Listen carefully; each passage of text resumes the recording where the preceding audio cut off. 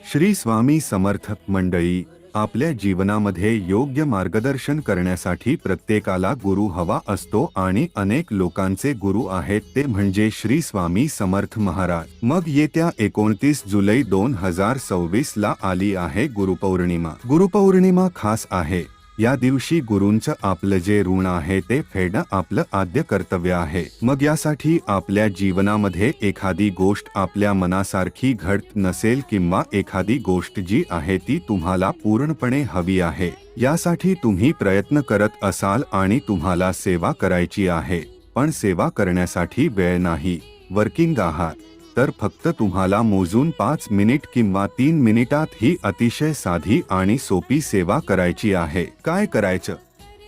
तुम्हाला जेव्हाही वेळ भेटेल तेव्हा तुम्हाला देवघराच्या समोर बसायचं आहे, आसन घ्यायचं आहे, दिवा अगरबत्ती लावायची आहे, तुमच्याकडे जपमाळ असणार आहे किंवा ते काउंटिंगचं जे मशीन आहे ते पण चालेल, ते घ्यायचं आहे आणि तुम्हाला न चुकता श्री स्वामी समर्थ महाराजांच्या 11 माळी, कमीत कमी 11 माळी तुम्हाला जप करायचा आहे। आता वेळ नसेल 5, 3, 11 जसं शक्य असेल तुम्ही तसं करू शकता, पण शक्यतो एखादी इच्छा आहे आणि ती तुम्हाला शीघ्र पूर्ण करायची आहे, तर तुम्हाला न चुकता 11 माळी जप करायचा आहे। 100 येत्या गुरुपौर्णिमेपर्यंत तुमचे जे एखादं काम असेल, कोणी ऐकत नसेल, कामात सतत अडचणी येत असेल, नोकरीच्या समस्या, विवाहाच्या समस्या, काहीही असू द्या, 100 तुमचं गुरुपौर्णिमेपर्यंत काम झालेलं राहील। अतिशय साधी पण अतिशय प्रभावी जी सेवा आहे।